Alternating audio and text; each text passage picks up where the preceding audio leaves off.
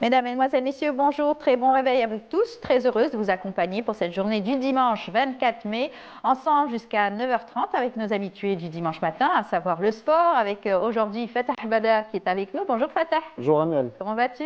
Très bien et vous-même? Très bien, merci. On parlera de l'actualité sportive dans un tout petit moment. Nous aurons également Samira Hadjarmal dans sa rubrique Écume et patrimoine et Yazid Aït Mahdine dans sa rubrique So. Tous les deux, nous reviendrons sur la journée, bien sûr, du tourisme, la journée internationale du tourisme. Et bien sûr, on reviendra sur la journée d'hier, célébrée par la télévision algérienne, qui a été donc une émission non-stop, en tout cas un fil rouge, consacrée au tourisme ici en Algérie. Bien sûr, Samira posera des questions aux touristes, leur avis concernant bien sûr leur venue en Algérie. Voilà, c'est des questions-réponses qu'on évoquera toutes les deux sur le plateau. Et Yazid également reviendra sur cette question donc, du tourisme en Algérie à travers des blogueurs, des influenceurs qui sont venus et qui font là, en tout cas, la belle image de l'Algérie. Nous sommes à quelques jours de la célébration de Eid al-Adha, bien entendu, vous le savez, tout le monde s'apprête aussi à célébrer cette fête dans le monde musulman, bien en Algérie aussi. Du côté aussi du nettoyage, on s'apprête aussi à préparer cette fête avec aujourd'hui un expert qui sera sur notre plateau. Lui est habitué donc à travailler sur les déchets ménagers. Nous parlerons du recyclage des peaux de moutons. Il sera sur notre plateau pour nous donner quelques exemples.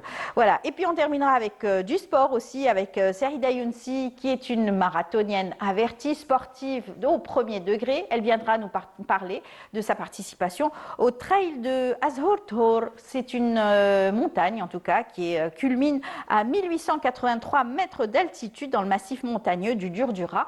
Elle nous parlera bien sûr de sa participation et donc de tous les participants aussi qui prendront part à cette manifestation sportive. Voilà, c'est tout le programme qu'on a choisi pour vous.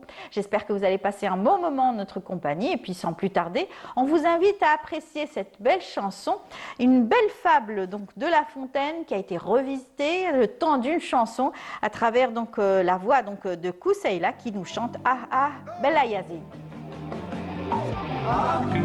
بن يزيد ندس نسيضي ظليم الحد والشد نسيغ قيفا قبليم هاين وحدين نمساعف ذي العليم روحة روحك يلا وقشون دس لوقي بن يزيد حمد كارني غيمان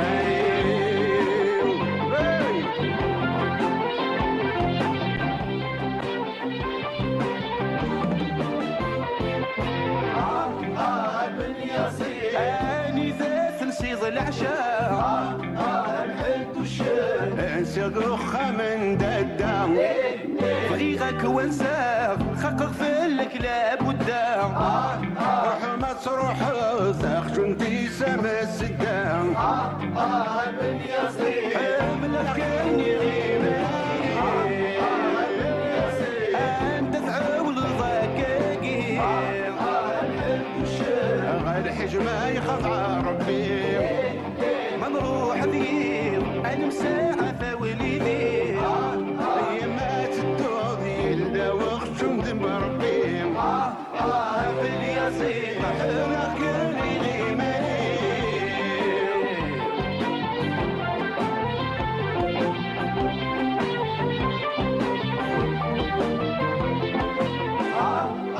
بالياسين رفض غور انا مساله الحد والشد ذي العشاء يغلي طلال وريد ساقواز اجبو ذي تقب خام روح ما تروح يقشن دارة ولا حرام بن يزيد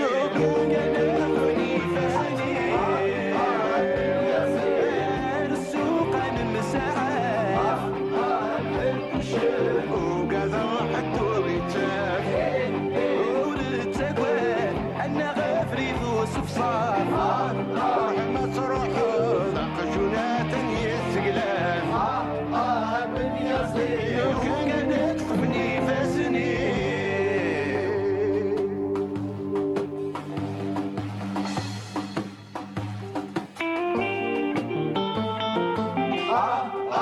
بن يزيد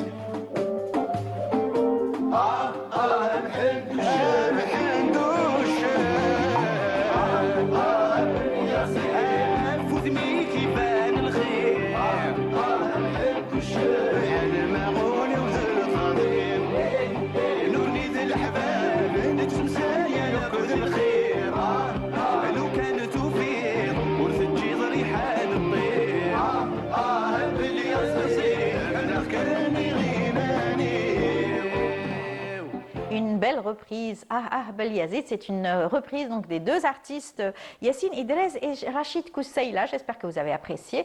On va commencer tout de suite avec le sport avec Fateh Abada ce matin.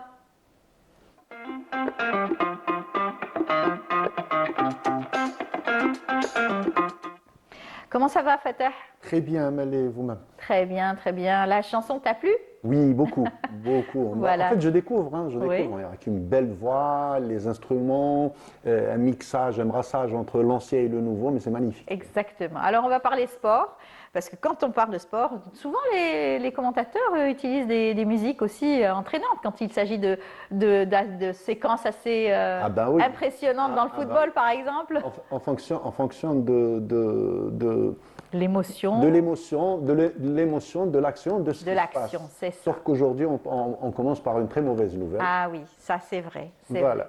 Et donc, la très mauvaise nouvelle, c'est le décès hier d'un des monuments du journalisme télé, l'un des monuments de la télévision algérienne, le regretté Driss Daqiq, qui s'est éteint hier, qui a été aussi enterré hier. C'est une figure emblématique, Amel, et incontournable du journalisme sportif. C'est le professionnel par excellence. Les mots ne suffiront pas pour décrire cette personne. C'est le professionnel par excellence. D'ailleurs, il a impressionné tout le monde à son époque par ses analyses pointues, notamment dans son sport de prédilection. L'athlétisme. L'athlétisme, effectivement. Où il faisait aussi les sports co, entre autres le basket et tout. Une phrase me revient en tête en boucle depuis hier. Et c'est notre ami Mokhtar Hamani, qui a été, ça a été son mentor aussi, le mentor de Mokhtar Hamani. Oui. Mokhtar l'a dit, l'a répété, il a écrit partout sur les réseaux.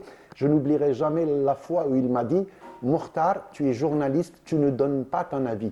Tu présentes les faits et tu laisses tes consultants et le téléspectateur. » C'est ça, le professionnalisme. Absolument, absolument. Et Mokhtar, depuis le temps, d'ailleurs, il a épousé cette façon de travailler. Exactement. Et c'est ce qu'il n'arrête pas de répéter aux jeunes et à nous tous. Voilà, c'est la relève. Tout à fait. Et bien sûr, c'est les conseils des grands, des personnes qui ont travaillé dans ce domaine-là, qui donnent les meilleurs conseils. Tout à fait. Et voilà, donc, Inna lillahi wa inna ilayhi raji'un, Allah yarhamou wa yus'a alayh.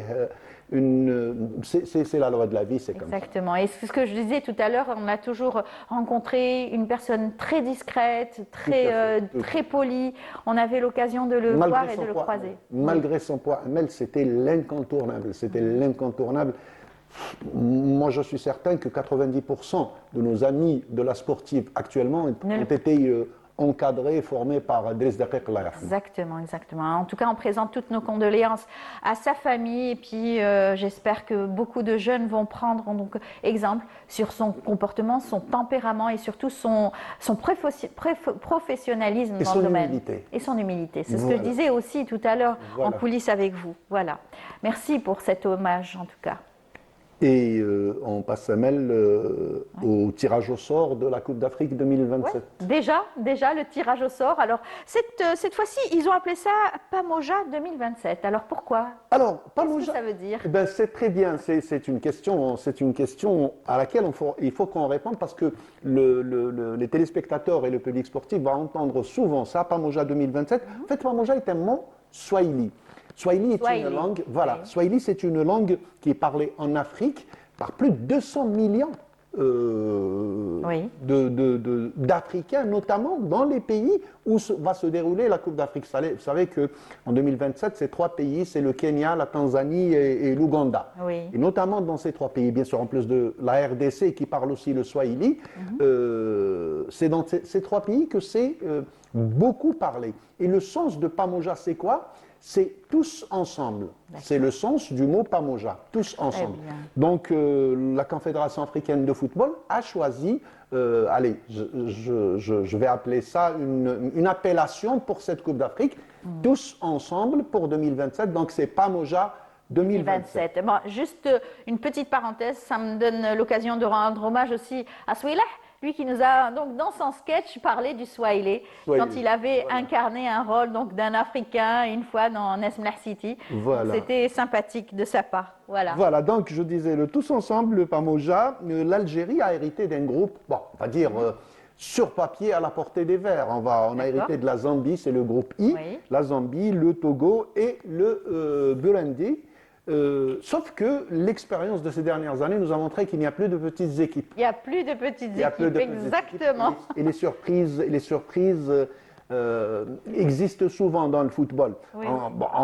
Comme ça, sur papier, le concurrent le plus sérieux, c'est la Zambie. C'est la Zambie D'accord. qu'on a battue récemment avec un large score. Là, on Oui. est en train de voir le tirage au sort. Mais ce n'est plus la Zambie d'il y a 2 ou 3 ans. On a aussi le Togo. Tout mais le monde travaille, hein. Absolument. Le Togo, ce que ne savent pas les gens à Mel, le Togo maintenant est en train de suivre la politique de l'Algérie. C'est-à-dire qu'ils sont en train de rappeler les binationaux, Voilà. les jeunes, surtout en jeune catégorie, donc ils travaillent pour le futur. Donc ça risque aussi d'être la surprise dans le groupe.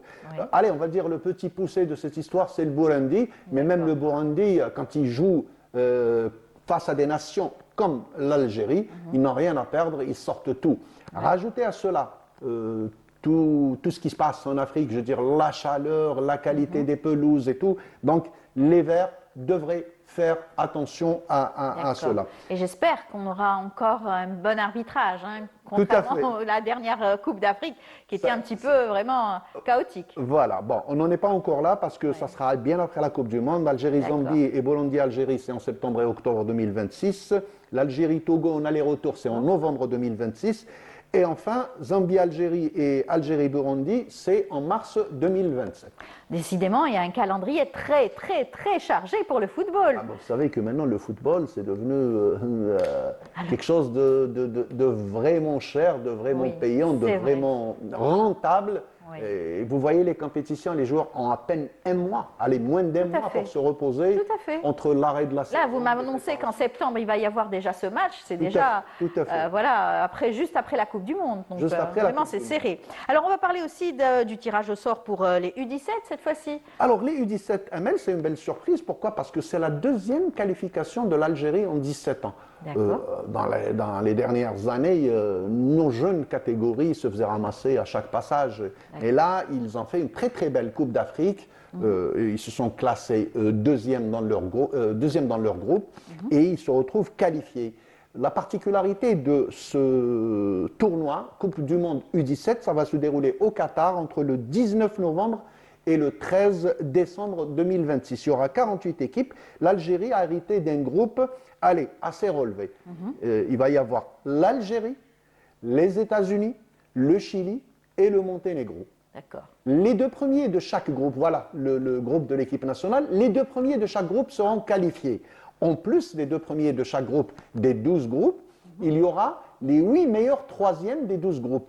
Donc nos jeunes, ils ont une chance inouïe de passer au 2e tour et ça sera une première dans l'histoire des jeunes catégories Tout à de fait. la sélection C'est la nationale. préparation d'une future équipe nationale aussi, Absolument. avec ces jeunes, ces graines donc, de champions aussi, qui Tout à seront probablement à la tête. Hein. C'est le futur, c'est le futur futur. de l'Algérie. Donc 48 sélections pour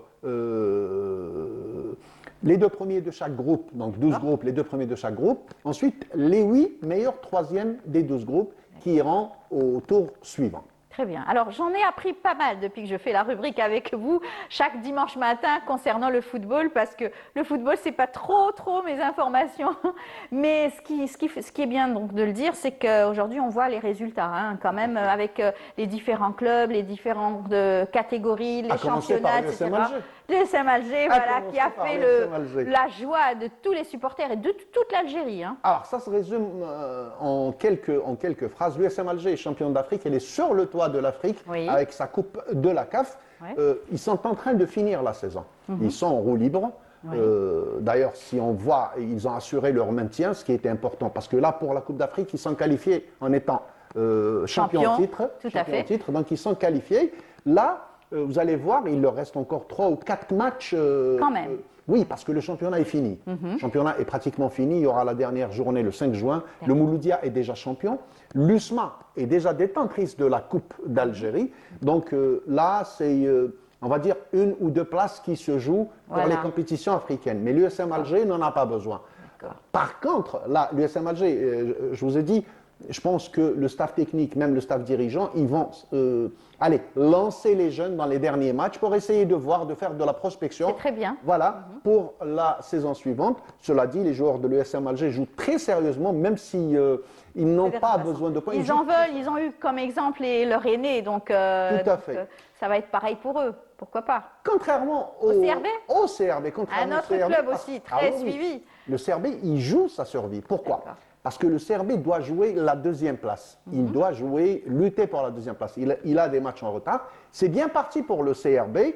Ça doit faire très plaisir à Tarek qui est en train de nous écouter. Contre qui? Ils vont jouer, ils ont battu le MCO, un concurrent direct, le MCO Oran, un concurrent direct. Ils l'ont battu le mercredi passé.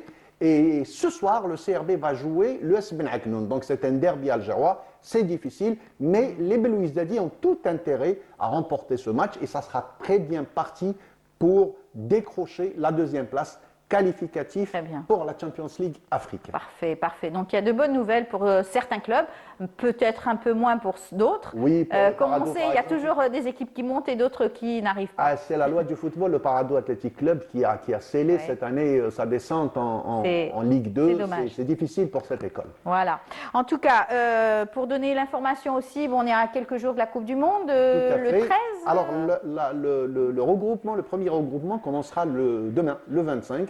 D'ailleurs, les sélectionnés commencent à arriver en Algérie. Nos joueurs commencent à arriver à Sidi Moussa pour ce regroupement. Ça va être un regroupement entre le 25 et le 3 juin. Très bien, parfait. Parfait, merci beaucoup Fatah, merci. Donc on y reviendra bien sûr pour ce qui est donc de l'actualité sportive et surtout footballistique pour l'équipe nationale, n'est-ce pas? Tout à fait, et déjà ce soir dans l'émission. Absolument, l'émission avec Sarah Darbel et Hakim Kshroud pour Canal Foot, et demain Mokhtar Hamani pour 52 minutes chrono et le jeudi avec Mamar Djabbour pour Parlons Sport. Parfait, merci beaucoup Fatah. Donc on te souhaite bonne journée. À vous aussi Amel, merci beaucoup. Bon courage, voilà. On continue notre émission, on vient tout juste de commencer. Je vous invite à revenir sur la journée d'hier, la journée non-stop qui a eu lieu sur le NTV à travers le programme qui a été consacré entièrement au tourisme, avec bien sûr cette journée d'études qui a été initiée au niveau de Mostaganem avec tous les responsables et surtout le directeur général de l'ENTV, donc le PTV. Eh bien, je vous invite à suivre ce résumé concernant cette journée. On se retrouve juste après.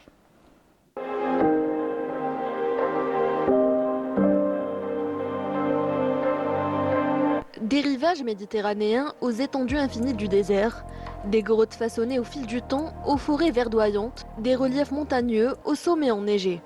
L'Algérie offre une mosaïque naturelle exceptionnelle, faisant d'elle une terre de contraste et une destination aux paysages multiples où chaque région dévoile un décor unique et une beauté singulière.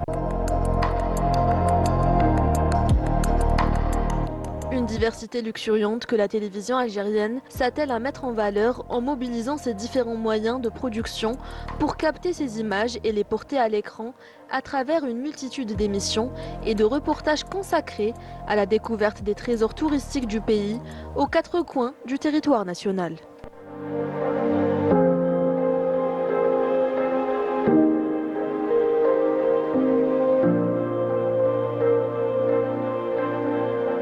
في برنامج إن ألجيريا وفي التلفزيون العمومي. À travers l'émission In Algeria et plus largement au sein de l'ensemble des services de la télévision publique, nous œuvrons à transmettre une belle image de notre pays et des Algériens. في كل عمل. من خلال برنامج عاصمتنا. Les émissions Notre Capitale et Ici l'Algérie s'inscrivent dans une stratégie globale de la télévision algérienne visant à promouvoir le potentiel touristique de notre pays et attirer un plus grand nombre de touristes étrangers. احترافي وذلك من أجل استقطاب أكبر عدد من السياح الأجانب. قناة الجزائري موجهة للجالية الجزائرية. Destiné initialement à la communauté algérienne établie à l'étranger, le contenu diffusé sur Canal Algérie a permis d'investir davantage dans ce domaine afin de mettre en valeur ces sites et ces monuments. Nous avons également mis l'accent sur les réseaux sociaux afin que ces contenus soient relayés sur l'ensemble des plateformes numériques.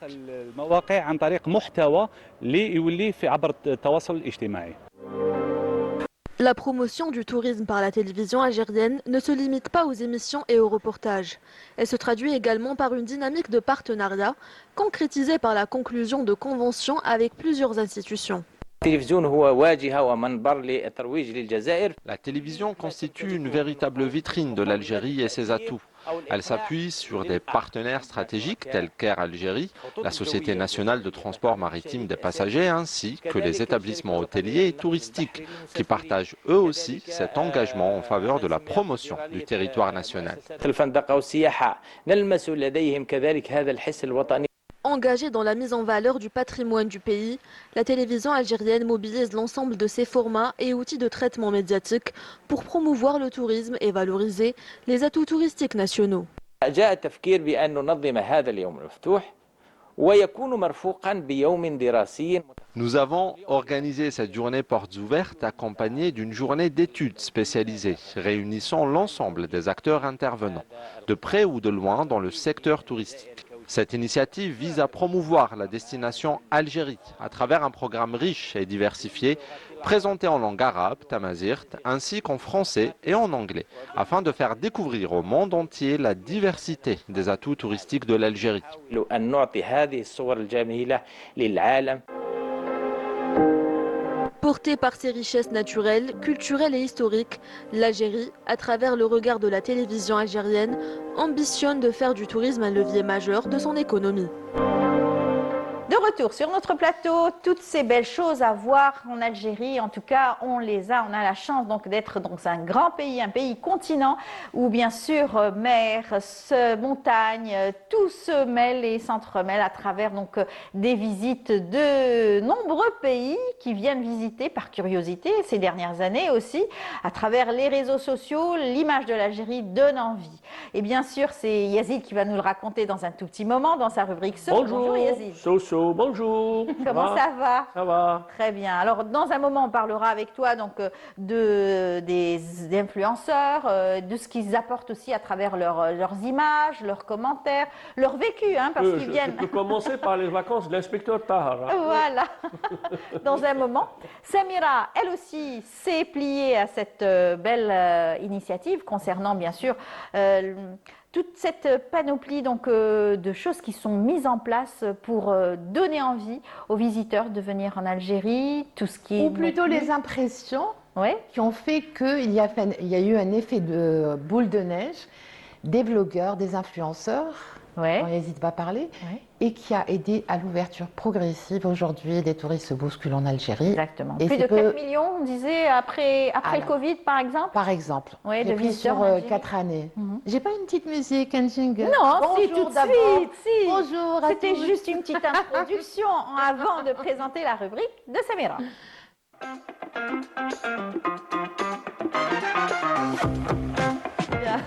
Non, son public l'attend, donc elle doit faire une entrée en scène. Bah oui, bah oui. Elle est toute en rose en plus. Elle nous a apporté le printemps aujourd'hui. Même ouais. mon marqueur, il est rose. Il y a des fleurs partout, c'est le printemps. Tu assumes complètement. Absolument, ça y est, Srana. Mais il fait un climat tempéré. Et jamais le ciel d'Alger n'a été aussi beau que cette semaine. On a été bien gâtés cette année, alhamdoulilah. Oui. On a eu des pluies et ça fait plaisir. Ça va faire plaisir aux agriculteurs, à tous ceux qui aiment la mer, la pluie. La pluie, bien sûr, le baraka. On a des tulipes, des iris, des pâquerettes, on aime les des fleurs. marguerites. Oui, et je les cueille, moi. Je trouve que les gens, ils ne les ramassent pas, mais je les ramasse, je les cueille sur la route. Des anémones, bien sûr. Même les abeilles. Non, je ne les ramène pas. Ouais. El Mohem. Bon, El Mohem, on va parler. Eh bien, figure-toi que c'est l'une des raisons, c'est l'une des impressions qui marquent le plus tous ceux qui viennent en Algérie, tous les touristes, que ce soit les binationaux ou les étrangers, c'est ce qui les marque, c'est la couleur du ciel. Oui. C'est le contraste. Ouais. C'est le contraste entre ce qui est dit, les clichés qui sont véhiculés depuis des années sur l'Algérie et la réalité quand ils arrivent. Tu peux me poser la première question parce qu'on a décidé de faire un top 10. Alors on va faire un genre de questions-réponses aujourd'hui, quiz avec voilà. On aurait dû le mettre aussi à contribution. L'idée c'est lui, il m'a dit il faut faire des questions-réponses sur les impressions des gens, qu'est-ce qu'il aime. Alors Samira, quelle est la toute première surprise des touristes en franchissant Les douanes, les frontières douanes, algériennes, que ce soit par avion, par bateau, ils viennent C'est par ça. bateau aussi, C'est par ça. route. Et ben, c'est l'accueil. C'est la première impression, c'est l'accueil. Que ce soit les douaniers ou les gens, tous les fonctionnaires qui les accueillent dans les ports et aéroports, ou les gens qui le trouvent, c'est cette phrase, marhaba. Vous êtes Le sourire. bienvenue chez vous, en fait direct, vous êtes chez vous. Voilà, marhaba bekoum, mais c'est quelque chose que les touristes, les vlogueurs surtout, entendent dans la rue. C'est-à-dire en marchant, ils entendent marhaba, marhaba, C'est marhaba vrai. bekoum, De toute façon, l'Algérie a toujours été connue pour cet accueil chaleureux, légendaire. Hein. Que ce soit des deux côtés, c'est-à-dire que les Algériens sont contents de voir tous ces touristes arriver, tous les binationaux, de faire connaissance avec ces Algériens qui sont de l'autre côté dans tous les pays. Hein, et en parlant des monde. douanes, il y a eu beaucoup de facilitations Aussi, au niveau. Donc, oui. chaque année, c'est récurrent, ça revient.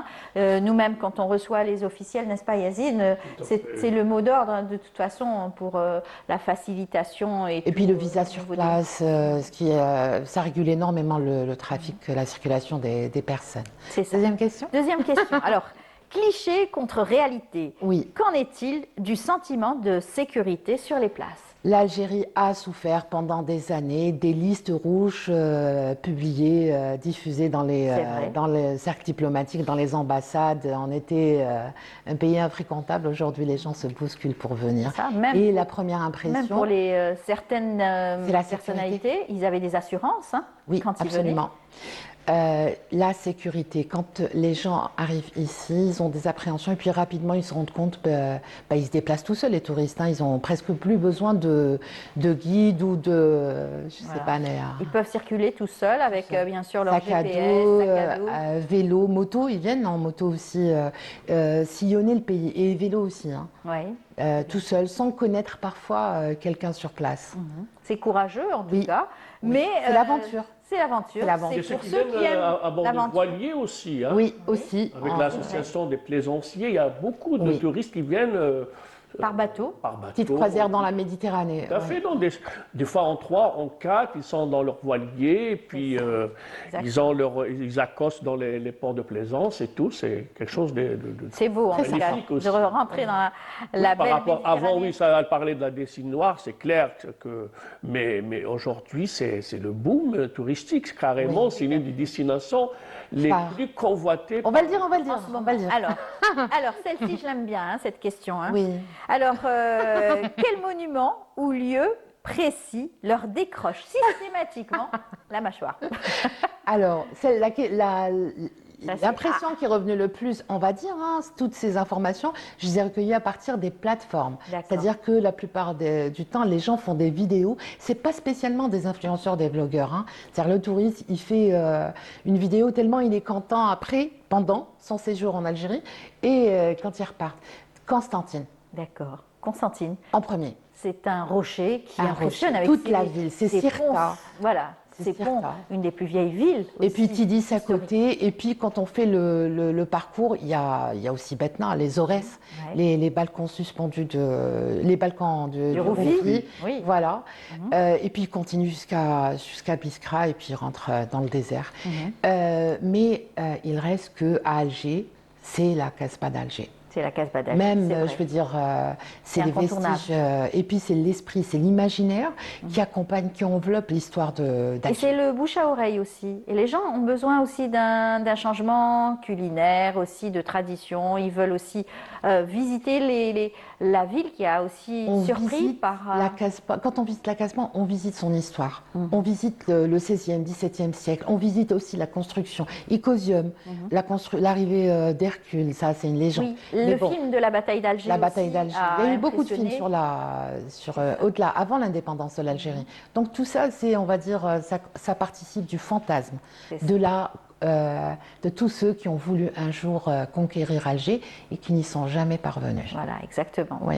Alors on va parler donc cette fois-ci un autre incontournable, c'est le plat bien sûr traditionnel qui va peut-être donner des souvenirs aux visiteurs, qui va laisser des souvenirs aux visiteurs. À ton avis, Yazid ? À ton avis? Celui qui va... C'est que c'est autre chose. Voilà. Eh ben non. Eh ben non. Couscous aux herbes, au Non, halal. non. Ah oui, voilà. Ça, c'est la valeur sûre. Ça, c'est ce qu'on propose à chaque fois. Mais là, le plat qui revient le plus souvent sur les plateformes, c'est rchta. C'est rchta, simplement. Parce que la plupart des touristes, quand ils arrivent, même s'ils vont après vers... pas du tout. Parce que t'as les pas du tout. Dans toutes les wilayas, on fait rchta. C'est pas que les Algériens. Non, parce que quand ils arrivent, la plupart du temps, ils arrivent à Alger. C'est vrai. Et ils cherchent à manger traditionnel. Et on puis, leur propose. Le couscous, ils connaissent.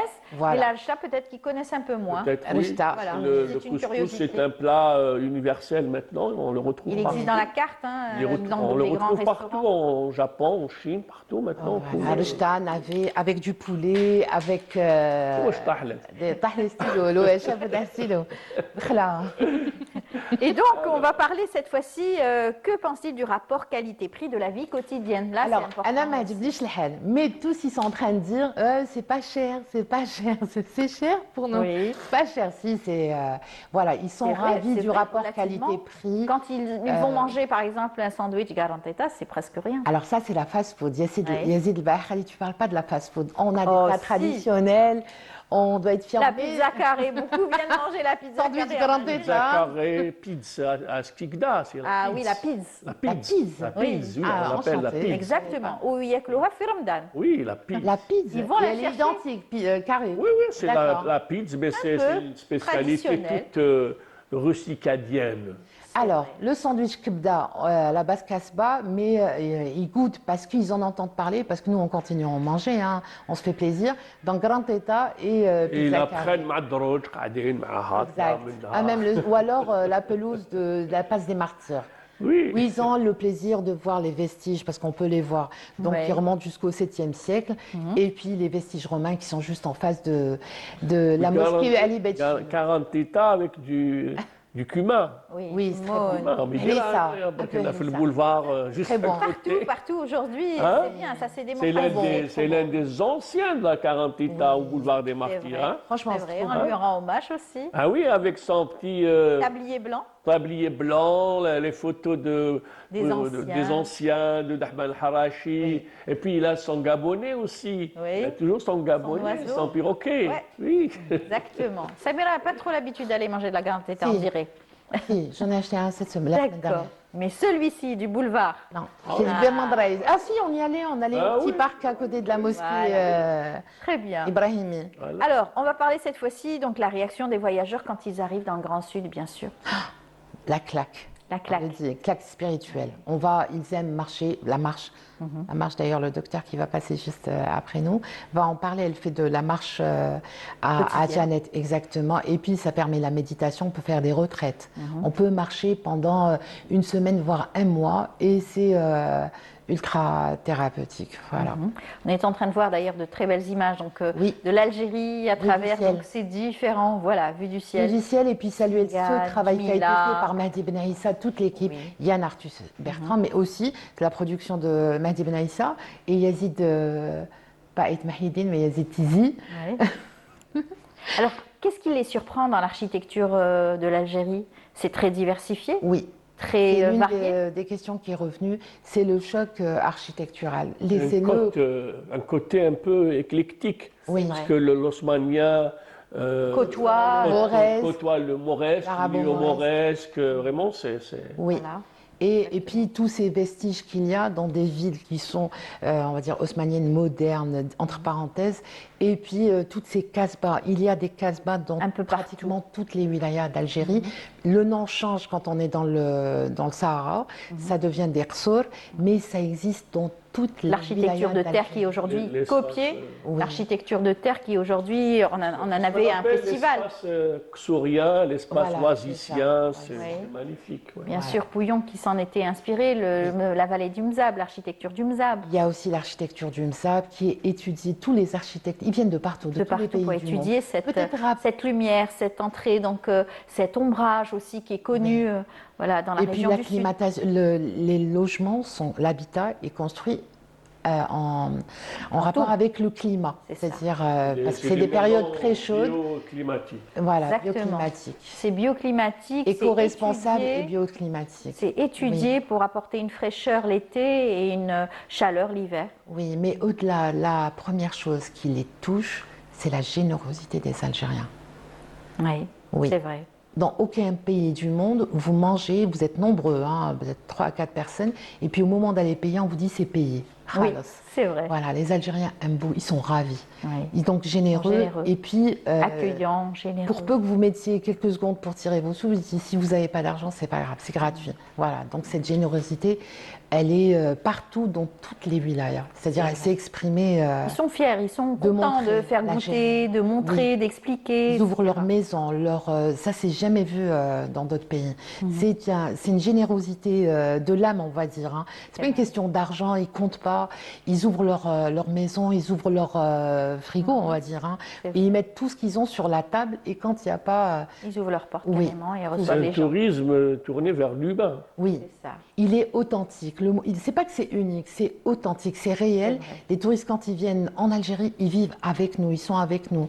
On les retrouve, et d'ailleurs, c'est dans l'une des questions, c'est qu'on les retrouve dans les cafés. Ils viennent, c'est une institution, le café.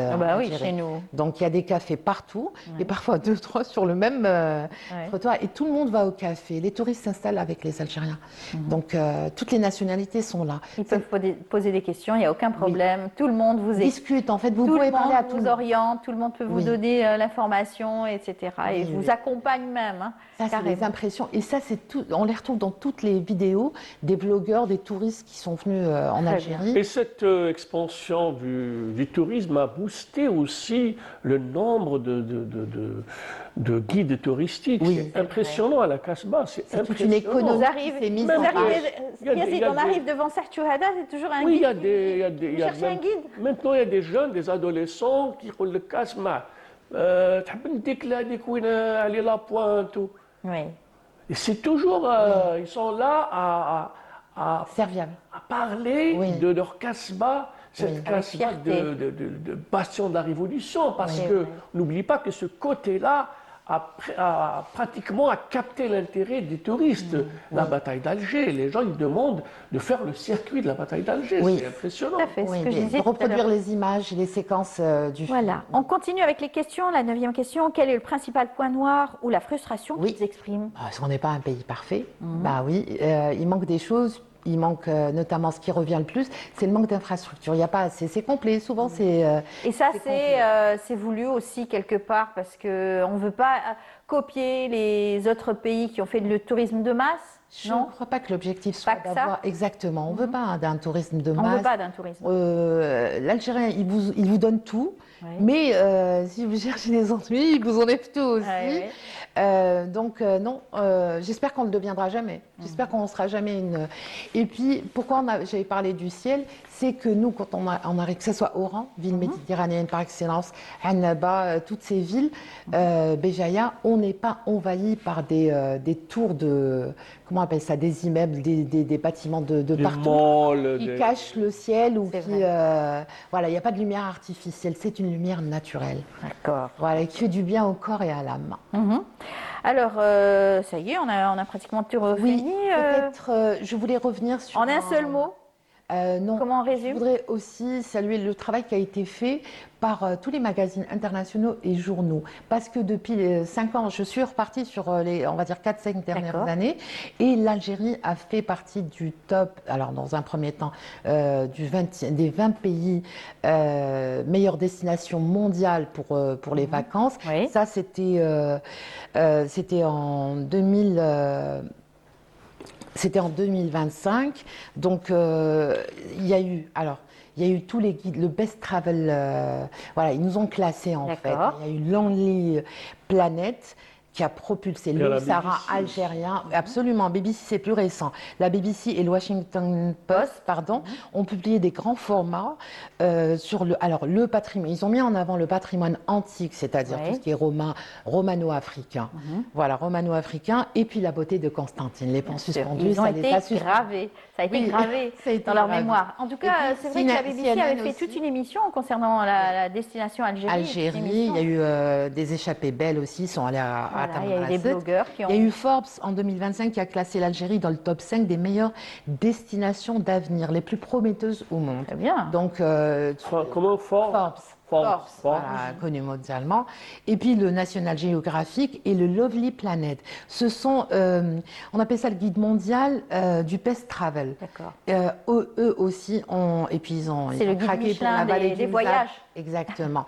Et puis on sait que les touristes étrangers regardent, se fient aux avis, que ce soit sur Google ou sur les listes, comment on appelle ça, les avis sur les... là, on peut réserver son voyage, les bookings en fait. Tous les bookings. Et... Très bien. Alors, en un seul mot, comment est-ce qu'ils résument leur voyage et leur retour? En un seul mot, alors peut-être qu'il revient, on arrive en tant qu'étranger et puis on repart en tant qu'ami. Algérien, en tant que DZ presque. DZ, on devient un ami DZ en fait. On devient un DZ. Quand on ne devient pas un DZ, on devient ami avec les Algériens. C'est beau. Donc ils reviennent, la plupart du temps ils reviennent. Moi je serais curieuse de voir les papiers et les documentaires et les reportages qui vont être faits après la visite des journalistes. C'est 54 journalistes qui sont venus dans le cadre de la visite du pape. Ah non, du CITEV. Il y en avait donc 54 qui sont venus pour un éduc tour. Ils ont visité la Casbah, Oran, Annaba et bien d'autres villes. Et là, je serais curieuse de voir leurs papiers.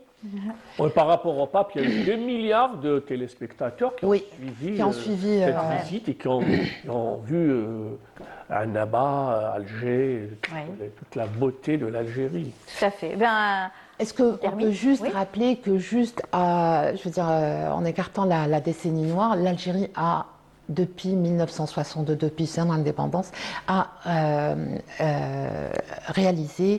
organisé de grands événements internationaux, a reçu pour pour le sommet des pays non alignés plus de 75 chefs d'État à l'époque. Panafricain. Le PANAF, exactement, deux PANAF. Le premier en 1969, on en recevant Archichip, Myriam Makeba, exactement. Et puis le deuxième en 2009, et puis elle a organisé aussi les Jeux méditerranéens en 1975 à la coupole d'Alger, Mohamed Boudiaf. Et puis ça s'est poursuivi dans les années 2000 avec Alger, capitale de la culture arabe, et les autres événements. Exactement, Tlemcen et les Jeux méditerranéens. Et ça rappelle d'Oran. Et Oran aussi a eu un prix, toute la ville d'Oran, pour le Golden, je crois, des villes du monde entier, méditerranéennes. Très bien. Voilà. Alors, on va passer tout de suite à Yazid et la rubrique So, tout de suite, pour nous parler des blogueurs aussi. On y va.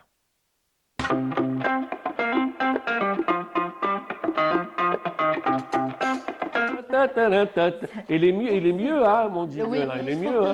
Hein. Il y a beaucoup de textes. Samira, après donc, le questionnement des avis des voyageurs et des visiteurs d'Algérie, les blogueurs aussi ont fait un travail formidable. À chaque fois, je reviens sur cette image de cet Américain, Andrew Stoddard, qui a été à Janet et qui s'est mis en tenue de cosmonaute. Et c'est quelque chose d'extraordinaire parce que, pour dire qu'on est sur une planète vraiment... elle est fantastique. On est sur Mars, on est sur un paysage lunaire et c'est quelque chose d'extraordinaire. Si on voit cette image, comment quelqu'un qui travaille pour Fox Weather, pour des grands magazines également, où il s'est dit, finalement, je suis sur quelque chose que je ne vois pas ailleurs. Donc, je vais me mettre ma tenue de martien et je vais aller sur cette planète pour être... Même, c'est une véritable retraite, comme elle a dit. Carrément incroyable. Une loi. Il était dans ce monde. Est-ce qu'il a ramené réellement sa tenue ou il a fait une image IA? Non, lui, c'est un photographe. Non, c'est un photographe. D'accord. C'est un montage. Oui, composition. Non, il a quand même pris sa tenue en rouge avec le casque. On peut se dire que c'est carrément un Martien qui est ça sur place. Mais c'est des images qui ont marqué, qui ont fait le tour, qui ont marqué, parce que seulement c'est des photographes, c'est des photographies, mais aussi c'est un film, c'est des séquences tournées pour des grandes chaînes comme le Fox Weather, c'est quelque chose d'extraordinaire. Et je pense que en voyant cette image, beaucoup de téléspectateurs, beaucoup d'amateurs de la photographie, ceux qui cherchent un petit peu les lieux les plus originaux, se disent, mais c'est où? C'est en Algérie. C'est en Algérie, c'est dans ce musée à ciel ouvert. On voit les images. Regardez. Le règle, l'ergue. Oui, c'est carrément. C'est la Tabra. What a wonderful Algeria. Exactement. C'est Mera qui connaît par cœur. Donc non, parce que c'est la Tabarto. Le sud algérien, pour y avoir séjourné assez longtemps. C'est les Nadjer. Là, je ne parle pas parce qu'elle est la spécialiste maison. Non, pas la spécialiste. Oui. Sinon, on peut se taire. C'est beau. Avec une petite musique. Wallo. Le silence en est une musique. L'Imzad. Oui, l'Imzad, oui. Je voulais également rappeler, maintenant, l'Algérie, c'est un continent, on va se retrouver au chinois. Et avec cette célèbre phrase, Habibi comme petit pasa. Habibi comme petit pasa, c'est une touriste espagnole, Sandra Blue, qui est partie à Tipaza, qui a fait du kayak, et elle était follement tombée amoureuse du Chênois et des falaises du Chênois. C'est quelque chose aussi de magnifique, de ouf. C'est voir... maintenant, il y a même beaucoup de... On peut faire du quad, faire du cheval. Non, je parle surtout de la mer je préfère le cheval que le quad. Sinon, il y a aussi des clubs de plongée pour voir le récif. Il y a aussi carrément des clubs qui font on est en train de voir. On est en train de voir, oui. D'accord. Elle était contente. Donc, on va juste écouter ce qu'elle dit. Ouais. De l'Algérie, elle semblait émerveillée par sa beauté et la pureté de ses eaux. Et elle n'a pas hésité à inviter ses followers à visiter cette belle plage pour profiter des eaux bleues, de la pureté des plages et de la beauté de la nature vierge. Ce clip a reçu des dizaines de milliers de likes et de nombreux commentaires sympathiques. L'influenceuse espagnole a déjà visité l'Algérie à plusieurs reprises et a partagé avec ses abonnés des clips des plus beaux endroits qu'elle a visités dans le passé, du désert aux belles plages. Habibi comme petit pasa. Donc elle le rappelle. Il y a beaucoup de sportifs qui viennent justement, qui viennent partager des moments avec des sportifs algériens. Par exemple, pour la voile, pour la planche à voile, ils vont vers des vagues formidables dans des régions d'Algérie. Ils sont partis un petit peu partout. Oui, avec le kitesurf, notre ami Islam Louzli, qui pratiquement c'est un formateur de toute une brochette de grands kitesurfers. C'est quelque chose d'extraordinaire ce qu'ils font. Et on peut faire du parapente aussi, à Béjaïa. Parce que les athlètes sont à la recherche toujours de nouvelles sensations et de nouvelles plateformes, parce qu'on appelle ça, je crois, une plateforme quand on fait de la planche à voile. Voilà. Et puis nous avons également des Algériens qui sont tombés amoureux de la plage du Cap Ivy à Mostaganem. C'est une plage avec des dunes, vraiment, c'est un moment d'ivresse visuelle, c'est quelque chose de magnifique. J'ai jamais vu autant de dunes, des dunes aussi enchanteresses comme les dunes de Cap Ivy à Mostaganem.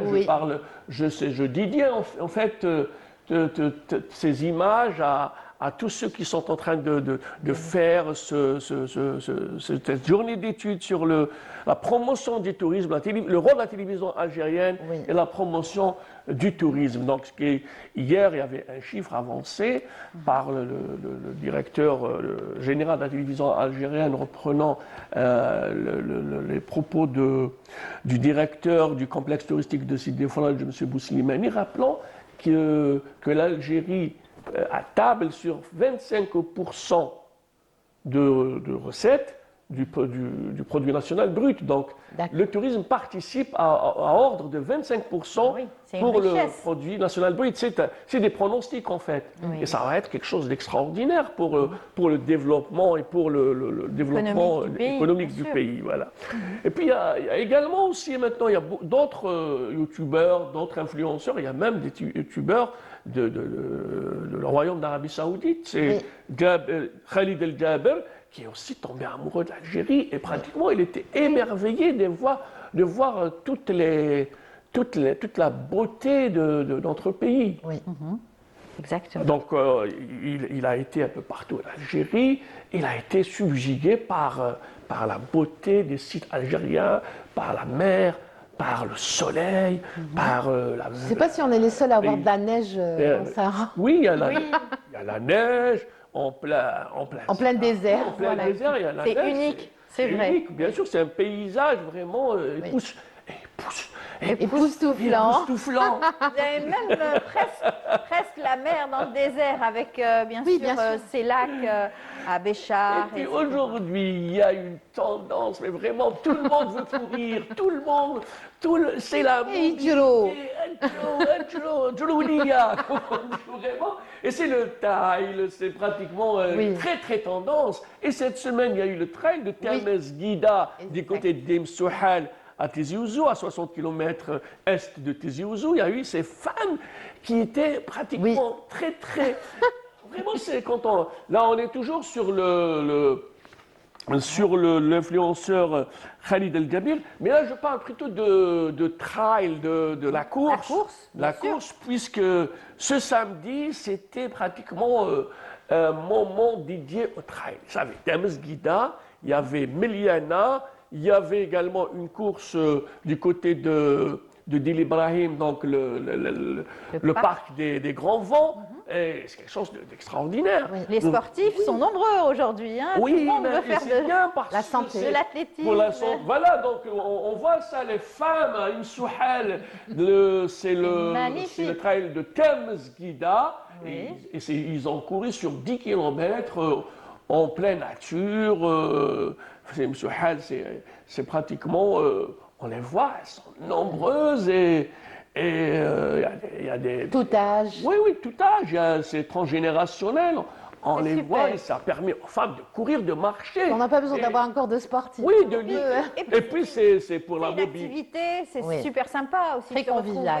Très convivial. Ça crée des liens. Santé, contre l'accidentarité, mobilité. Et puis il y a également le trail de Meliana. Et les gens, ils ont profité de ce cadre verdoyant de la ville des Cerises. Et puis notamment, il y a la forêt des cèdres de Mrouj, du côté de Meliana, c'est quelque chose aussi de formidable. Oui, de formidable. Je pense que j'ai tout dit. On a vu aussi le jeune qui a parlé aussi donc de la Grèce aussi, du Portugal je crois, qui parlait de l'Algérie. On a vu ça en image hier, c'était magnifique. D'Argentine. Voilà, c'est l'Argentine. Donc je voulais encore parler d'autre chose. C'est la fête de la fraise. C'était hier à Skikda. Et vous savez que la fraise de Skikda, on peut la sentir Elle est toute petite. Oui, en comparaison. On peut la sentir parmi les 60 variétés de fraises qui existent au monde. Celle de Skikda, elle est magnifique. Et puis, par rapport à notamment son parfum parce que c'est vrai qu'aujourd'hui, on a des fraises, mais elles ne sentent pas super bon. Et même le goût, parfois, il est fade. C'est une acidité. C'est sucré, le parfum est sucré, et on peut la... Et puis, hier, c'était au dans la placette de Skikda, il y avait Astora. Astora, oui, Astora à Skikda, et les agriculteurs ont présenté donc toute la variété des fraises, voilà, différentes variétés de l'antique Rossicada. Tout à fait. L'antique Rossicada. Donc il y a plein de confitures à faire et des jus à faire, et des des tartes à faire et des tartes. smoothies. C'est Faut en magnifique. profiter. Oui, on voit quelques images de Les glaces. ça. Puis des glaces, oui. Voilà les glaces. Voilà. Ah ouais, écoutez, Non, mais c'est très facile à faire et très bon. Ah, c'est très bon, les sorbets de fraises, c'est délicieux. Voilà, donc Skikda est connu par ses plages aussi, Astora, c'est connu, surtout entre Skikda et Annaba, il y a des plages vraiment magnifiques. Les plages de Dijel aussi. Oui, plages de Dijel. Polo. Le Col, oui, Tanamart, c'était une plage. On a même des sites antiques en pleine mer à Al-Khol. Oui. Et je termine par un petit coup de cœur que j'ai eu le vendredi matin, à 7h du matin, juste à côté, à Qaassor, à Bab El Oued, la plage d'Olmila, c'est quelque chose. Voilà, j'ai fait une petite vidéo. Il y a plein de les pieds dans l'eau à la plage. Les pieds dans l'eau. Entre midi, 1h, je veux dire, le travail, ils descendent à la plage là-bas. Oui, c'est un moment d'ivresse visuelle. Oui. Ah. Il nous donne le tour. C'est Alger, c'est en plein cœur de la capitale. Ils nous le tourné parce que je voulais faire un petit effet comme ça. Et je voulais... On a vu tes pieds. Voilà. Ben, c'est ça ce qu'on appelle l'ivresse visuelle. C'est ça. Merci beaucoup Yazid. Merci à Samira. On vous retrouvera donc demain avec Jawdet pour ta part. De musique des femmes du Sahara. Très bien, un beau voyage musical demain avec Samira. Et puis Yazid, on aura l'occasion donc de te retrouver après l'Aïd, dimanche prochain. Inch'Allah. Merci à vous. On vous retrouve dans un tout petit moment, juste après ce beau petit voyage à travers la ville d'Alger.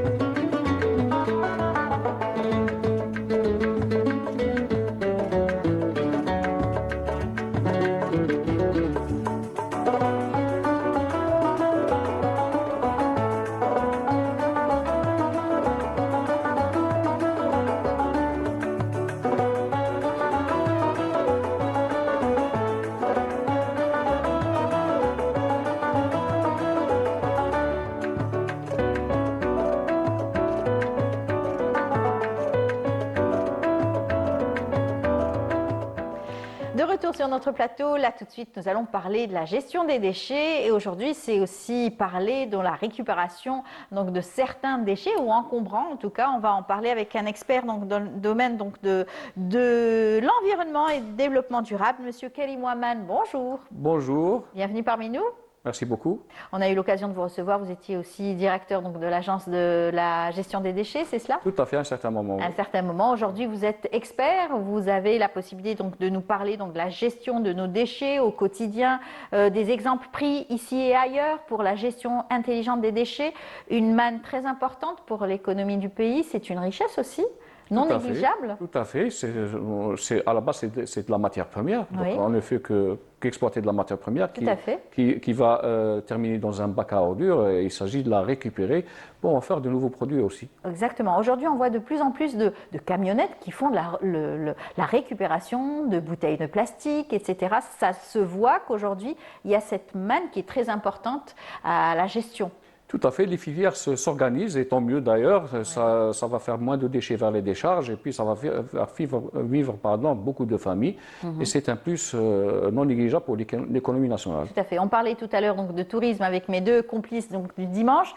C'est vrai que le tourisme, c'est les belles plages, etc., mais il faut savoir gérer ces déchets au quotidien, pour laisser nos espaces propres. Bien évidemment, donc le tourisme rime aussi avec propreté. Donc si je vais visiter un espace ou une ville ou une région donnée, il faut que j'ai cette obligation morale aussi de garder cet espace propre autant que je peux.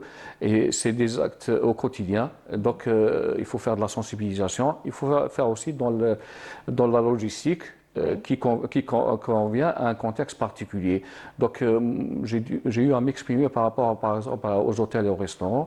L'idéal, c'est de revenir, par exemple, vers les bouteilles en verre. Voilà. On va éliminer tout ce volume de déchets d'emballage en plastique. On a presque réussi pour les sachets noirs, parce que c'est vrai qu'à un moment donné, ils avaient envahi notre environnement. Aujourd'hui, un peu moins. Il y a des responsabilités aussi au quotidien de certaines personnes qui reviennent vers le couffin traditionnel. Les citoyens algériens sont devenus de plus en plus conscients. Responsable, c'est le mot, c'est vrai, responsable par rapport à ces questions. Maintenant, il faut falloir accompagner tout ça avec des processus qui poussent vers la réduction de l'utilisation de ce type d'emballage. Exactement. Alors c'est vrai qu'il y a beaucoup d'actions qui sont faites ici et ailleurs, bien entendu. C'est important donc de travailler sur la gestion des déchets et donner des exemples aussi. Bien sûr, donc on a besoin de s'inspirer par rapport à ce qui se passe ailleurs. Mais nous avons notre propre contexte aussi. Hein, donc voilà, donc beaucoup de choses se font. Les choses évoluent rapidement aussi dans le domaine de la gestion des déchets. C'est devenu une science, c'est devenu un métier qui est très impacté par les nouvelles technologies.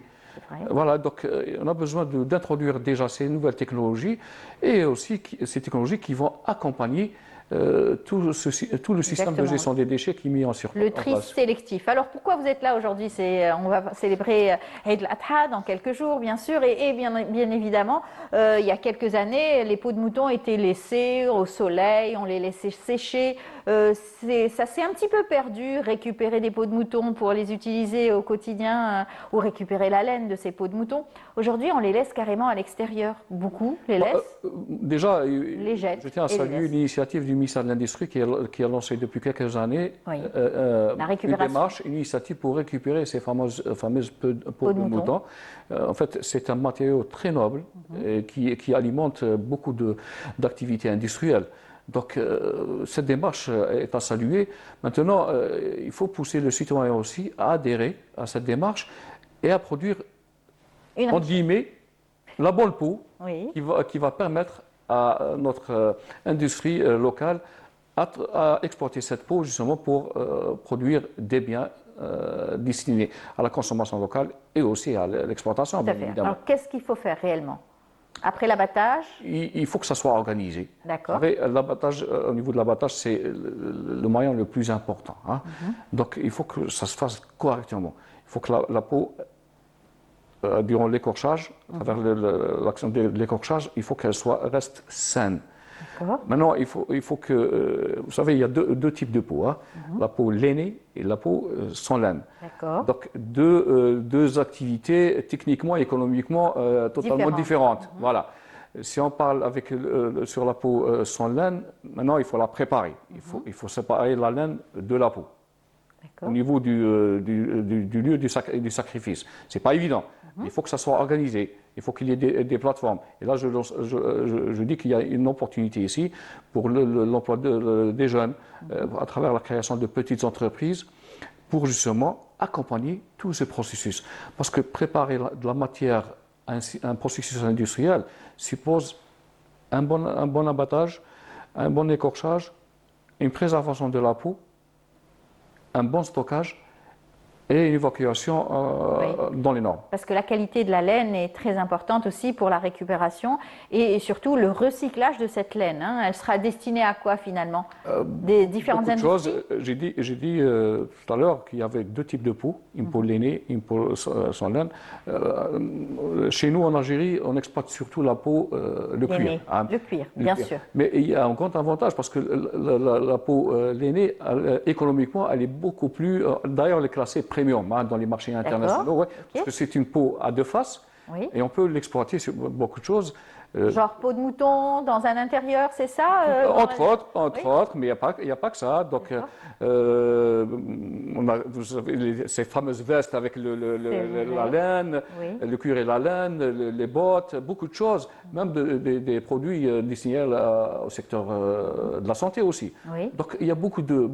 C'est vrai quand on voit quelquefois, donc les artisans, quand ils vont sélectionner leur peau pour travailler et faire de la maroquinerie, ils font de la belle maroquinerie de luxe par exemple, ils choisissent les peaux, que ce soit, comme vous disiez tout à l'heure, d'une très bonne qualité. Et pour ça, il faudrait justement qu'au niveau donc, du traitement de ces peaux, doit être bien sûr irréprochable.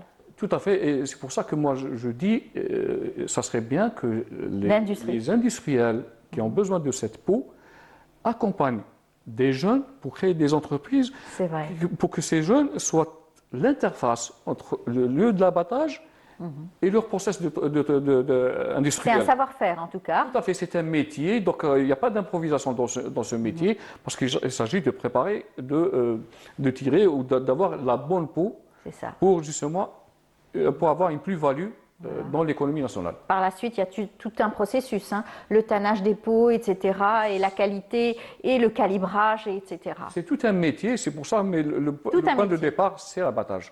Donc si c'est fait correctement, ça va faciliter et réduire surtout les coûts de gestion de cette peau dans le processus industriel. Et puis on ne va pas les retrouver, bien sûr, en plein air, qui vont aussi un peu choquer peut-être l'environnement aujourd'hui. Si on veut réussir la collecte de la peau, il faut qu'elle soit découplée du système de gestion des déchets ménagers. Oui. Donc il ne s'agit pas de demander aux citoyens de se libérer de sa peau et de la déposer au niveau d'un bac d'ordures ménagères. Ça ne peut pas fonctionner comme ça. Non. Il faut que les espaces dédiés à cela soient désignés avant le processus d'abattage. Au niveau des APC, de chaque APC. Au niveau des communes. Et là, il y a plusieurs acteurs. Hein. La commune, parce qu'elle est chargée de la salubrité publique. Tout à fait. Mais il y a aussi les industriels. Il y a aussi les acteurs qui délivrent les autorisations pour la collecte de ce type de déchets. Donc tout se fait en amont, bien sûr. On n'attend pas, bien sûr, la dernière semaine de l'Aïd, par exemple. Tout est préparé à l'avance. Tout à fait. Il y a une phase avant l'Aïd, une phase durant l'Aïd, une phase après l'Aïd. Voilà. Après l'Aïd, c'est carrément l'évaluation pour faire mieux l'année suivante. D'accord. Chaque année, c'est vrai que ces dernières années, ça y est, on a pris le pli de ramasser ces fameuses peaux de moutons. Et aujourd'hui, on en a fait une industrie et j'espère que ça a été donc valorisé, ces peaux. Disons, économiquement parlant, c'est très porteur. Tout à fait. C'est un marché mondial de presque 3 milliards de dollars par an. Vous imaginez, c'est pas rien. Oui. Donc, on peut pénétrer ce marché, il y a de la matière chez nous.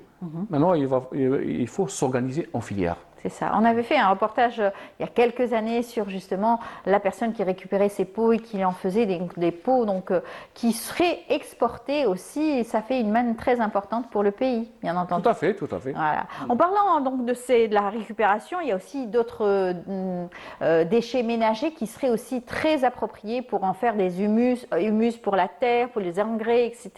Donc c'est les déchets ménagers. J'en profite pour dire que les peaux de mouton, ce n'est pas des déchets ménagers. Non, bien sûr. Voilà, tout à fait. Non. Donc, il y a dans les déchets ménagers, si on ouvre un peu le sac des épluchures, etc.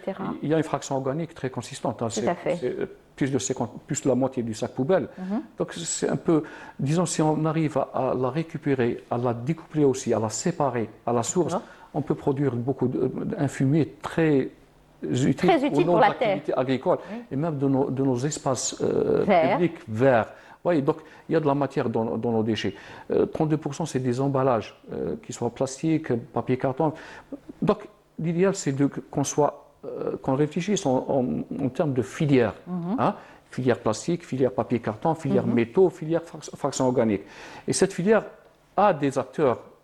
Et ces acteurs ont des obligations et des responsabilités techniques et même financières. Parce que pour pérenniser une filière, une activité, il faut qu'elle soit financée. Il faut trouver les leviers financiers pour mettre en branle tout ça. Voilà. Donc, il y a une formation à mettre en place dans ce domaine-là. Ça fait partie. Ça fait partie, bien sûr. Et tout, bien sûr, de l'emploi, hein, qui est vraiment très important. Très important. Et c'est des activités pérennes. Le déchet, on en produit au quotidien. Exactement. Donc, et dans le déchet, on appelle le sac poubelle maintenant, c'est des mines urbaines. Donc, ce qu'on avait dans la nature, on l'a dans On a vu à l'apparition de nouvelles start-up justement qui font de la récupération de déchets. Ils en font aussi des produits prêts à la consommation aujourd'hui. Donc c'est très très utile pour notre planète déjà. C'est un geste écologique pour notre planète et surtout dans la durabilité. Il y a une règle dans le domaine de la gestion des déchets. Ce qui ne peut être actuellement recyclé peut l'être dans quelques années. Parce que la recherche évolue et la recherche évolue selon la demande du marché. Donc, disons, quelques années auparavant, il y avait des déchets qu'on ne pouvait plus recycler, qu'on ne pouvait pas en fait recycler. Mais ça peut se faire parce que la technologie évolue. Maintenant, ces startups, en principe, sont là pour trouver des solutions à des flux qu'on n'arrive pas à gérer. Donc voilà.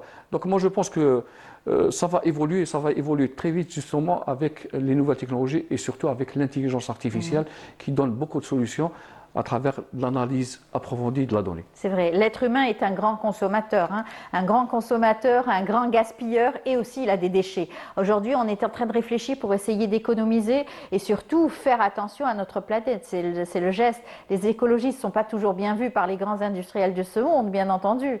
On vit tous comme on est sur la même planète, on a cette obligation morale de la préserver. Maintenant, chacun de nous la préserve à sa manière. C'est vrai. Et c'est pour cela qu'il y a des lois et des règlements pour cadrer tout ça et pour définir les responsabilités et les obligations des uns et des autres. Tout à fait. Voilà. Nous étions en alerte à une certaine période en disant que la couche d'ozone avait eu un trou dans la couche d'ozone. Il fallait faire attention à tous ces déchets, ces grandes firmes internationales qui polluent notre planète. Les plus grands pollueurs ne sont pas les plus grands payeurs non plus. Hein. Mais la planète s'organise, tous les pays du monde s'organisent justement parce que la pollution, les questions environnementales, ça dépasse les territoires des pays. Voilà. Donc les pays s'organisent dans des instances onusiennes justement pour répondre à ces problématiques. C'est pour cela qu'on a des conventions internationales sur le changement climatique. Très bien. Hier, c'était la biodiversité. Voilà. Dans les déchets plastiques, ça négocie pour un traité international. Voyez.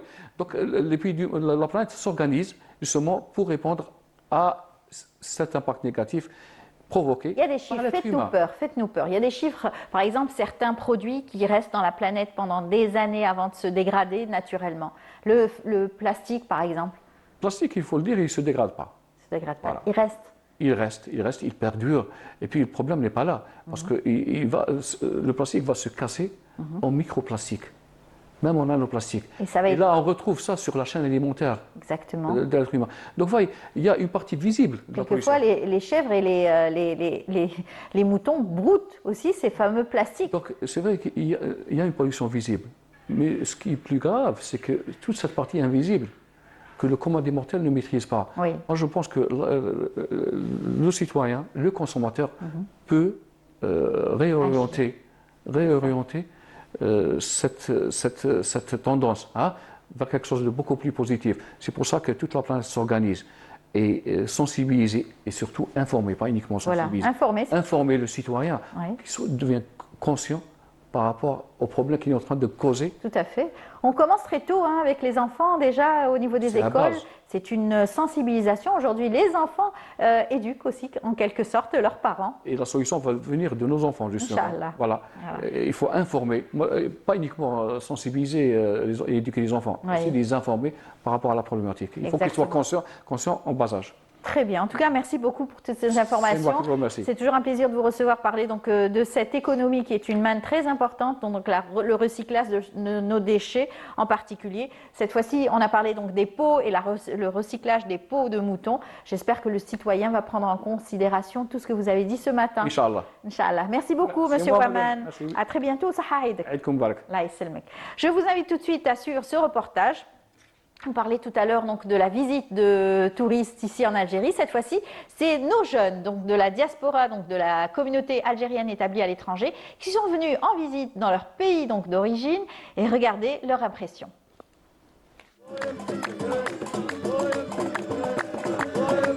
À peine débarqués à Oran, les jeunes de la diaspora plongent déjà dans l'atmosphère vibrante et festive de la ville. Très vite, le rythme s'installe, les chants et les sonorités traditionnelles les emportent.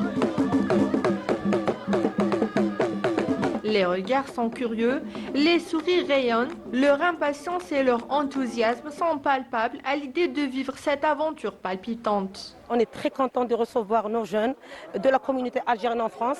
Je les vois très réjouis, très heureux d'être ici. On a fait de notre mieux en tant que direction de la jeunesse pour leur préparer un très beau séjour ici à Oran. Oran, très belle ville. Personnellement, je n'étais jamais parti. Et j'invite en tout cas tous mes compatriotes issus de l'étranger, de France et d'ailleurs bien sûr, à venir. Parce que Oran, c'est une ville, tu ne peux pas la faire en une journée. J'ai hâte de découvrir les îles quand on va aller sur bateau au large de la mer.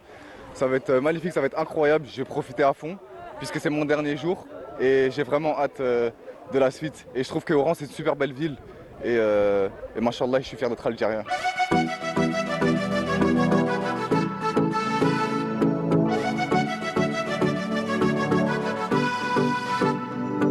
Place à l'action. Gilet de sauvetage enfilé, tout le monde embarque dans une énergie débordante.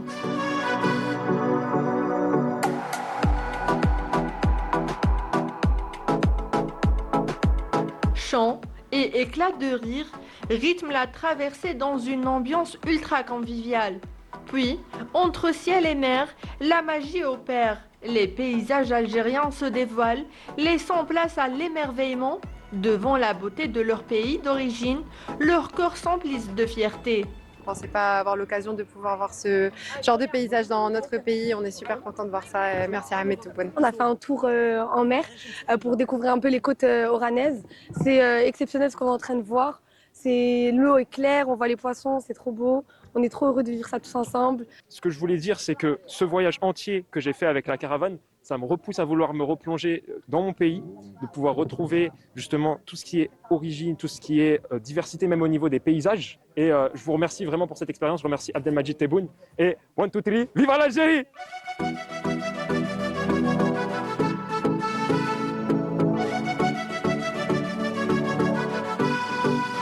Au fil de la journée, les liens se tissent et les souvenirs se gravent. Pour chacun d'eux, c'est bien plus qu'une simple sortie, c'est un retour aux sources fort en émotion. Voilà, un beau reportage et on voit la joie de vivre de ces jeunes qui vont emporter plein de belles choses, des images formidables, des souvenirs formidables dans leurs valises et dans leur mémoire, bien entendu. En attendant leur retour, eh bien, on va parler de sport. Le sport aussi, c'est une formidable destination. En tout cas, c'est un formidable levier pour faire du tourisme dans son pays, son propre pays ou ailleurs carrément.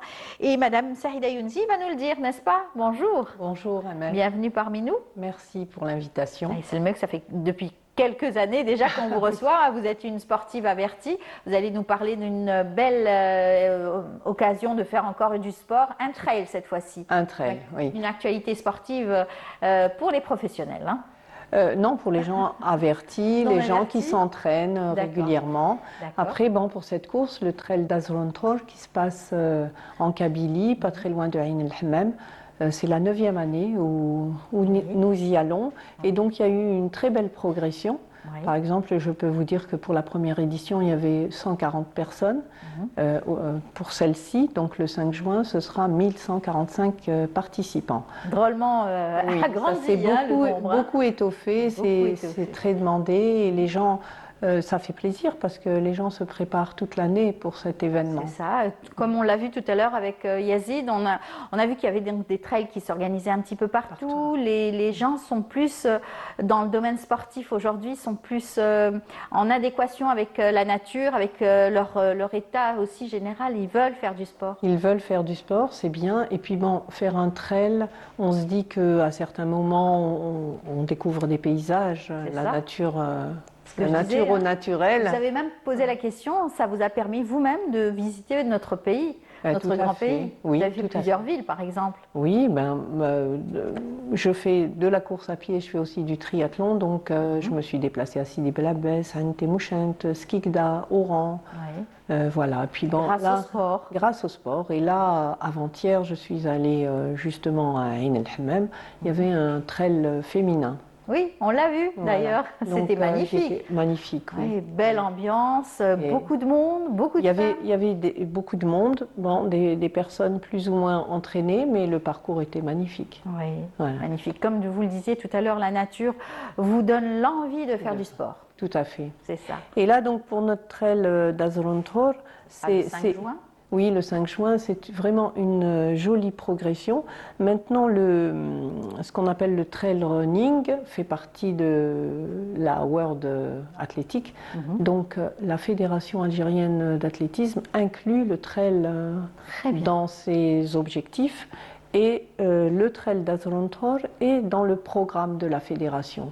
Donc, ce qui veut dire que, comme on travaille en collaboration avec la fédération, si jamais il y a des records, les records seront homologués grâce, grâce à cette... Je ne peux pas vous dire, vous allez avoir peut-être un record, mais cette fois-ci, vous êtes pas dans la course, vous êtes donc commissaire de course.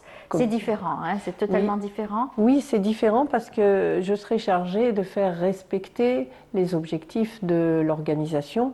Et pour nous, cette année, on a une chaque fois, on a eu la même priorité. Ce n'est pas le chrono qui nous importe en premier, c'est d'abord la sécurité, parce que c'est une course de montagne.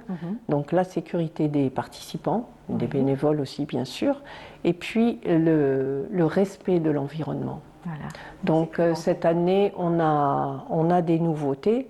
Mais avant cela, je vais d'abord remercier, parce que c'est très important. Cette année, on a beaucoup d'étrangers.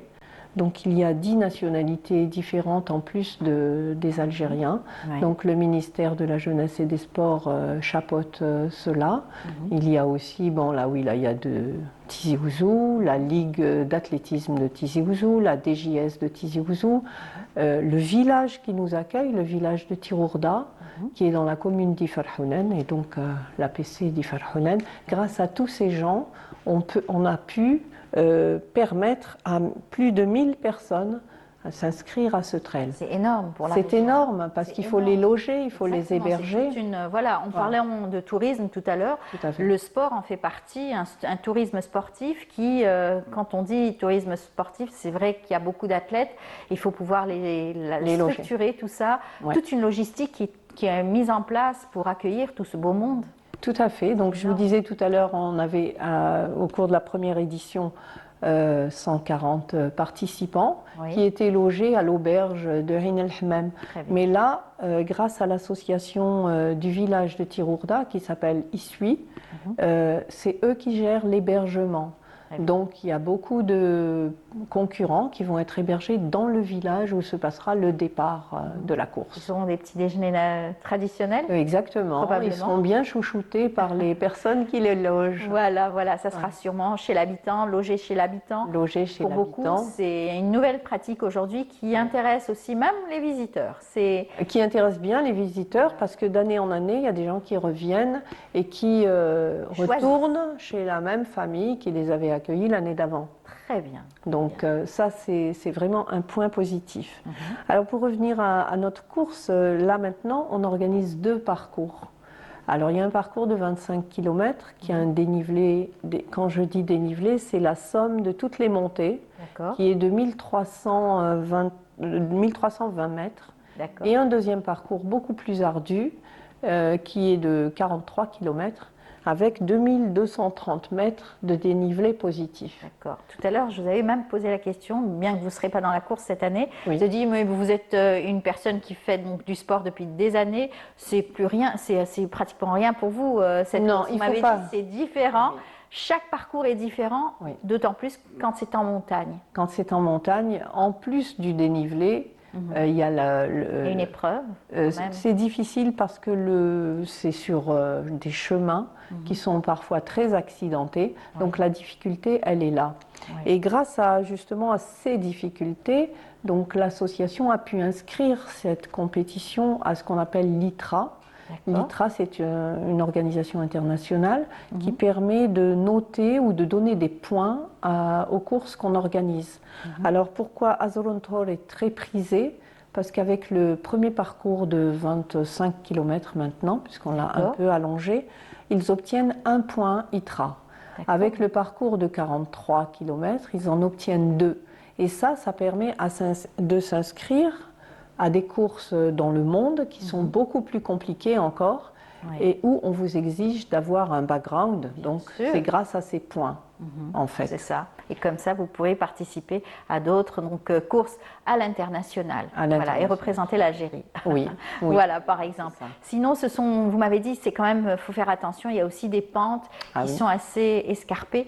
Et là aussi, ça fait peur aussi. Donc ça fait peur, c'est pour ça quand on est en course en pleine vitesse. Oui, c'est pour ça qu'il faut s'y préparer. Voilà. C'est pour ça qu'on annonce, quand on annonce la course, on annonce le dénivelé, on dit que c'est compliqué, qu'il faut s'entraîner. On ne se réveille pas le matin en se disant je vais aller courir à Azro, faire la compétition. Non, on s'y prépare, on prépare tout son corps, les membres inférieurs, les pieds, on se chausse adéquatement. Ah oui, tout à fait. Alors l'année dernière, vous avez participé à cette course, vous avez accompagné un non-voyant. Oui, il y a 2 ans en fait, c'est pas l'année dernière. C'est une expérience, oui, très particulière. Une nouvelle expérience. Oui, donc on avait fait le 23 km. Ce non-voyant, c'est une personne, un Algérien qui vit en France, qui avait l'habitude de courir sur route, mais c'était sa première expérience entre elles. D'accord. Alors, et vous pouvez imaginer la difficulté que ça peut être. C'est différent entre route complètement. Terrain escarpé. Voilà, donc il fallait lui indiquer tous les obstacles qu'on rencontrait au fur et à mesure. Oui. Mais on l'a fait, on était heureux à l'arrivée, aussi bien lui que moi, parce que c'était une première belle expérience. Oui, belle expérience. Et puis pour lui aussi, d'avoir réalisé ce parcours, c'est vraiment une belle performance, on va dire, sportive. Oui, tout à fait. J'espère que... les sportifs de cette année aussi. Oui, et puis tout le temps, qu'on puisse aider des personnes qui veulent faire ça, qui veulent se challenger comme ça, à aller jusqu'au bout de leur challenge. Exactement. Voilà, donc alors, je sais merci. Ouais, je sais que il y a une amie qui fait du trail aussi, qui a essayé d'initier ça, donc même sur route. Donc elle s'est proposée et elle accompagnait à Alger, donc c'était pour les 10 km d'Alger, elle a accompagné un non-voyant aussi, donc ce serait bien que ça se multiplie. Généralise, voilà, un petit peu partout. Que ça se multiplie au moins. Au niveau, en tout cas au niveau mondial, ça se fait, et chez nous aussi ça se fait, puisqu'il y a donc le handisport qui aussi, les personnes malvoyantes ou non-voyantes pratiquent ce genre de sport et d'accompagnement sportif. Voilà. Et je voudrais annoncer aussi pour cette édition, on a quelque chose de particulier, comme vous avez parlé d'environnement. Donc je vous disais, nous aussi, on apporte notre pierre à l'édifice. Sur cela. Oui. Donc avec le pack du participant, il y aura une tasse qui leur sera donnée et qu'ils devront garder pendant tout le parcours, et dans laquelle ils se feront servir de l'eau ou la boisson de leur choix quand ils arriveront au point d'approvisionnement, pour ne pas prendre de bouteilles ou de gobelets et les jeter dans la nature. Donc voilà, on veillera à ça, et je serai particulièrement à cheval. Voilà, garder notre nature propre. Voilà, pour la retrouver l'année comme d'après. on l'a trouvée. Exactement. Ouais. C'est la 9e édition, donc. 9e édition. Voilà, une belle avancée pour la course et qui va s'inscrire dans la durabilité, j'espère, dans la durée. Oui, j'espère. Ça a l'air d'être parti pour ça, parce que comme je vous disais, il y a 2 parcours. Le premier parcours, on classe les gens en fonction des courses antérieures qu'ils ont faites. Donc, comme ils sont très nombreux, on fait des sas, c'est-à-dire que le départ des meilleurs sur ce parcours se fera à 8h30, 10 minutes plus tard ceux qui sont intermédiaires et 10 minutes plus tard les derniers.